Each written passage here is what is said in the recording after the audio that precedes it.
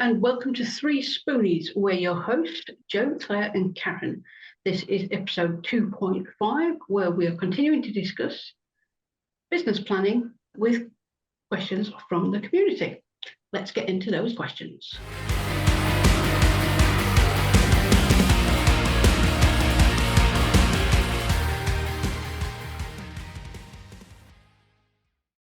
Hi there, I'm Jo from Bright Cat Business Solutions. I'm Karen from Pony. I'm Claire from Sparkle's Gift Boutique. We're 3Spoonies navigating our way through life and business with not enough spoons. Today, our guest on community questions is Sheena Whyatt from Kapow. Thank you for joining us again, Sheena. We had a fantastic episode last week where you talked all about business planning. I'm going to hand over to Claire, who has some questions for you. Karen? Sorry, to Karen, who has some questions for you.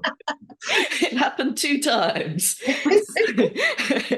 Yes, we've had some questions in from the community. Some of these we've touched on, but I think they're still of interest. So the first one is from Ben. He said, we've all heard of 1, 2 and 5 year plans. How far in advance do we really need to go? It's a really interesting question. You're right. We sort of talked around this in the main episode. I think what's important is to recognise that have value, but not to get restricted by timescales. 1 year, 2 year, 3 year, 4 year, 5 year plan. Classical business planning will normally ask you for a 12-month and a 5-year plan. Think about that for a minute. 12 months, 5 years. There is a lot that can happen in years 2, 3 and 4 before you even start thinking about year 5. I think it depends on what your big goal is. If your big goal is something fairly short term, something that you could potentially achieve in 1 or 2 years, then it makes sense to have a shorter long-term plan. That sounds ridiculous, but you know what I mean. If you have an overall goal that you know is going to take several steps, several progressions to get from A to Z, then maybe 5 years is appropriate. But I think actually the fundamental element about all of this is it needs to work for you. If you get overwhelmed by the idea of long-term planning, then a 5-year plan is simply going to be something gathering dust on a bookshelf somewhere because you're just not going to engage with it. If you are driven by short-term timescales, the need to get quick wins into your business fast so that you feel like you're making progress, then do that. Whichever way it is, then just have a plan, but one that works for you and how you want to grow your business. Don't feel you have to be dictated to by anybody else. Marvellousness. The next one is from Ed. This is quite a specific one. If you submit a business plan to a bank, etc., for a loan, can you get into trouble if you change your plan? Wow, that is specific. No, because the business don't own your plan. The only way you might get some kickback is if that plan is intrinsically linked to how the bank is going to fund you.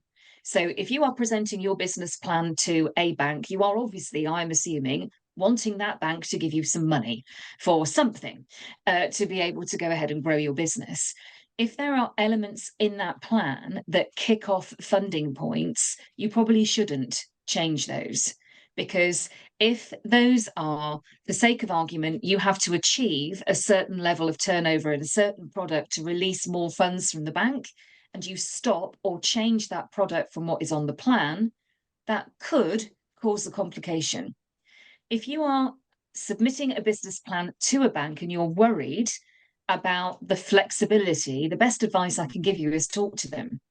Is that plan set in stone? Are they going to release the funds to you all at once? In which case, to be honest, what's the point? That business plan then becomes a historical document because you've got the money.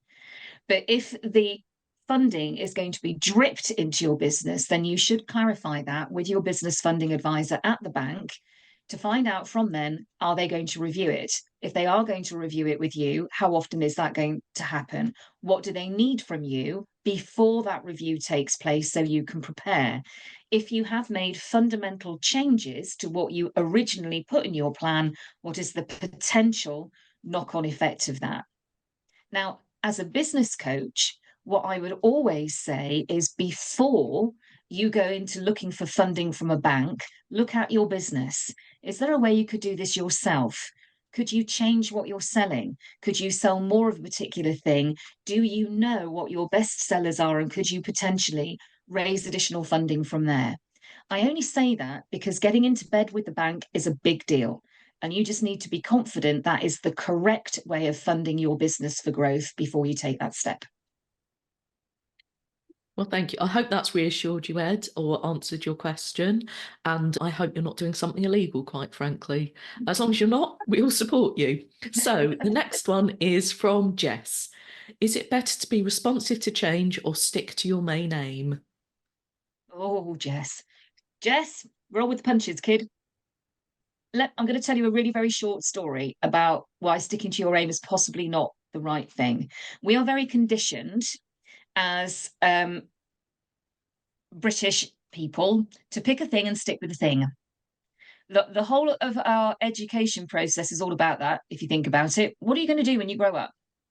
And you have to start making those decisions when you're a teenager. And frankly, you just want the rest of the world to go to hell half the time. You don't know what's going on in your head, your body, you hate everything. You just, yeah. And we have to start making decisions about the rest of our life at that point by deciding what we're going to study at school. I mean, really? And then we have to make a second set of decisions about what we're going to study more of before we go to university, because that's what you do, isn't it? You go to university and then you decide what you're going to do after university, and then you go and do that. I never wanted to go to university, and I fought tooth and nail to not be made to go, not by my family, I hasten to add, but by the education system. If I had stuck with my initial aim at that stage in my life, I would probably be retired, having spent 20 plus years as an air traffic controller in the Royal Air Force, which is what I wanted to do when I was 18 years old. But at 19 years old, after I joined the Royal Air Force to be an air traffic controller and to do that job, I broke my back. And then I couldn't do that job anymore. So then I had to find a different plan. And I did. And fast forward again, another 10, 15 years, I was running my own business. I was doing all that kind of stuff. I had a plan. That plan involved getting a business partner involved in my business to help it grow. If I'd stayed with that plan, I would probably not be here, because that became the most horrendous toxic environment that I was the last one to see. Now, all of this sounds incredibly dramatic and incredibly emotional, but it needs to be. You're asking the question because you're not sure whether you need to stay true to the aim or the original goal. If there is a little voice in the back of your head going, I'm not sure this is right, listen to it. Being able to adapt, which we touched on in the main episode, is actually one of the greatest joys and the greatest fears of running your own business, because you can. You can turn around and think, I don't think this feels right. I don't know what feels right looks like yet, but if this doesn't feel right, I need to stop doing it. And then I need to wait and see what fills that void. So if that question had come tacked around, and for example, I want to be a doctor, then I would say, yes, you do need to stay on the plan. You can't just go off the plan if you want to do something that requires a plan, like 7 years of training, etc. That's not what I mean. If it doesn't feel right, don't do it. There's no reason to stay on a plan, on a path, just because somebody else is telling you to. You're the driver of the ship, or the captain of the ship, even in the driver of the train. Take it where you want it to go. Marvellousness. And our last question, it says from Claire. Is that from our Claire or a different Claire? That'll be from me.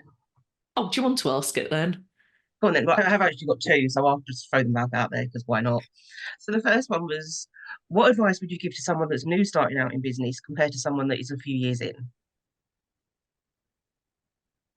There are two things I would say to somebody new in business. The first is, there is no magic bullet. Okay, when you start a business, particularly now, you are probably going to have a little tick list in your head of things like, I need to set up a Facebook business page. I need to set up multiple social media platforms to talk to everybody on everything from Snapchat to TikTok to Instagram and whatever else is new this week. All of that has validity. All of that has some element of success. But there is no magic bullet to having to put in the hard work and the hard graft. Spending 16 hours a day getting stuff out there on social media to promote a product or a service, if you've got that time, great. But what you need to look at, first of all, is focus. even focus, goal, and then reality. Very early on in my self-employment journey, I had a 10-minute conversation with someone who styled themselves as being the country's #1 motivational speaker. And in that 10 minutes, they told me that, first of all, my business would never go anywhere because nobody would want what I was going to sell. And secondly, they told me that the only way I was going to make it work was if I worked 18-hour days. And I remember putting that phone down and thinking, exert expletive, you. Because I just thought, how dare you make two definitive statements about my business when you don't know who I am, you don't know what I want to do with it, and you have absolutely no idea how I'm going to get there. Now, did it motivate me? Yeah, to a degree, because I just thought, well, screw you then, you knobhead, I'm going to prove you wrong. But it wasn't him I wanted to prove wrong. It was the overall idea. If you're going into business on your own, you're obviously not doing a proper job. All three of you will have heard that, I am sure. And it's just like, okay, if you're going into business for the first time now, be prepared to get a lot of that. Be prepared to have to spend some money to invest in your business. Be prepared for there not to be a magic bullet. The following 3 positive tips: do what feels right for you. You do not have to work an 18-hour day to make your business a success if you don't want to. Secondly, keep an eye on the money. Okay, make sure that as you get started, you know where the money is in your business, what's coming in, what's going out, what you owe, when you need to pay it, and how you're going to get out of it if you start to get in a financial muddle. And then the last thing is enjoy it. As soon as you stop enjoying it, stop. That is so true, definitely. And I think we touched on that in a conversation, probably on one that we were talking about yesterday, is kind of, you have to do what you enjoy, because otherwise there is no point in doing it. And in reference to get a proper job, yeah, we've all had that. Or my favourite, oh, are you running a business? And that I have was, I spent the remember. last 20 years with, people who should know better, going, how's your wife's little hobby business going, Ollie? Oh no. I do enjoy those conversations when I'm in the room. They get a bit of an educating.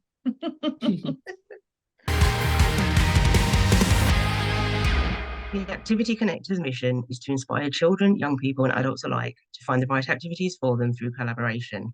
We believe there is a sport or activity for everyone.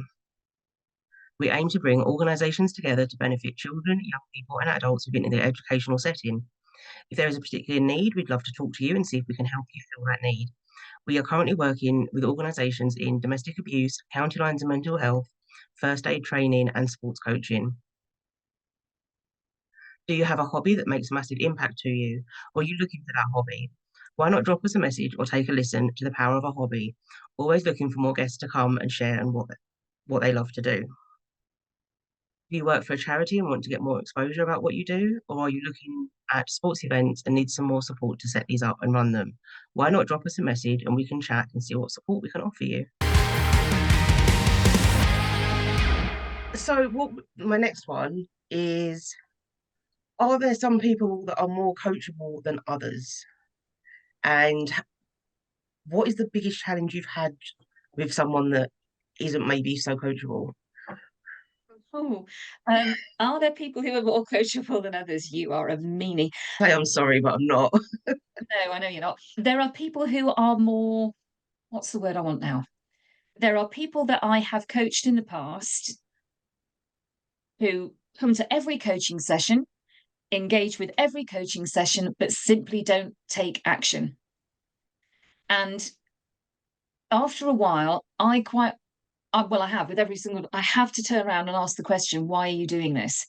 Because you're being given ideas and some structure to take forward, and you're choosing not to. This is the thing. That's why I always say, look, I offer business coaching that works if you let it. And so I don't think anybody is uncoachable. But if you come into coaching with the idea that you're just going to have a nice chat once a month, but not actually do anything, then you have to ask yourself why you think that is going to be the answer to whatever challenges you've got in your business. You might not be able to action everything that you talk about with a coach. Some months you might not be able to action anything, depending on what life has thrown at you.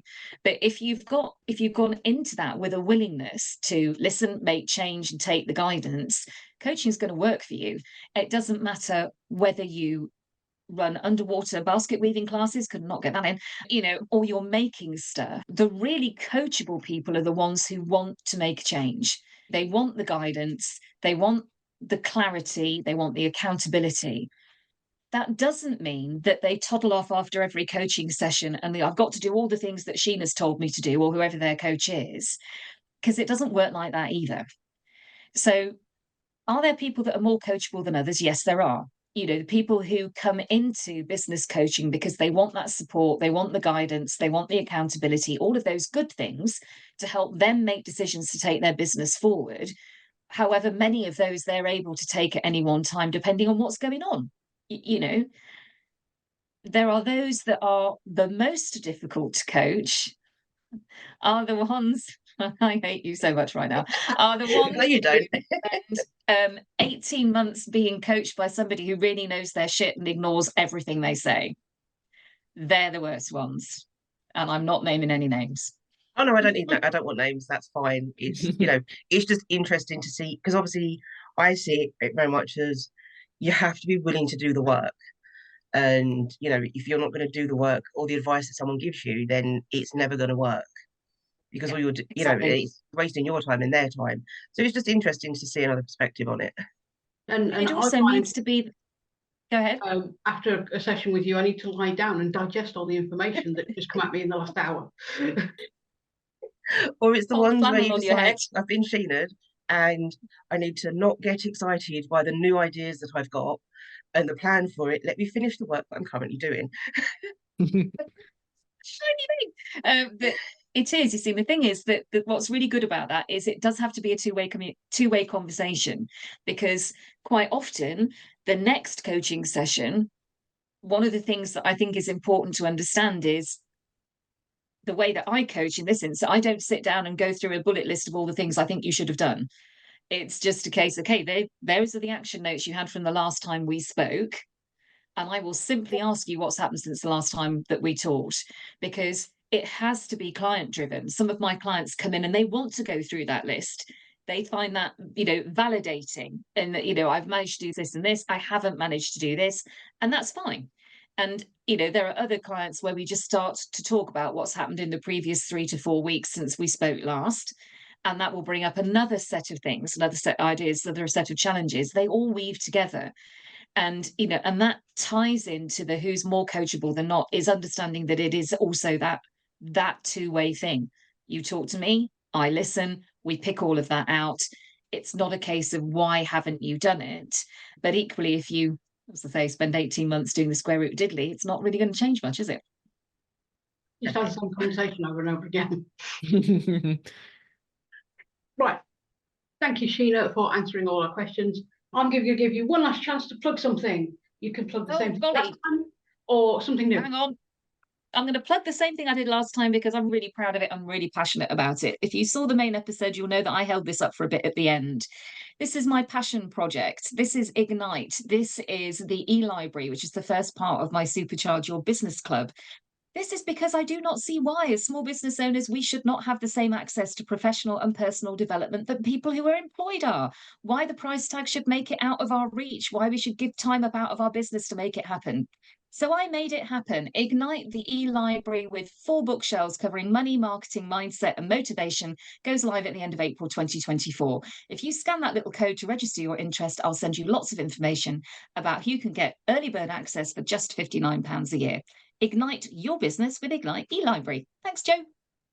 You're welcome, Sheena, and thank you for being an awesome guest. Thank you all for joining us, us 3Spoonies, on this episode on business planning community questions. We'd love to know your thoughts in the comments and any questions you have. If you enjoyed this episode, please subscribe for our weekly podcast and leave us a review. You can find us on all the social medias, and we'd love it if you join us in the Business Success Network for Disabled Entrepreneurs Facebook group. You will find all our links in the show notes. You can also buy us a coffee if you like what we do. We'll see you next week for our next topic, contingency planning. Have a great day and keep track of your spoons.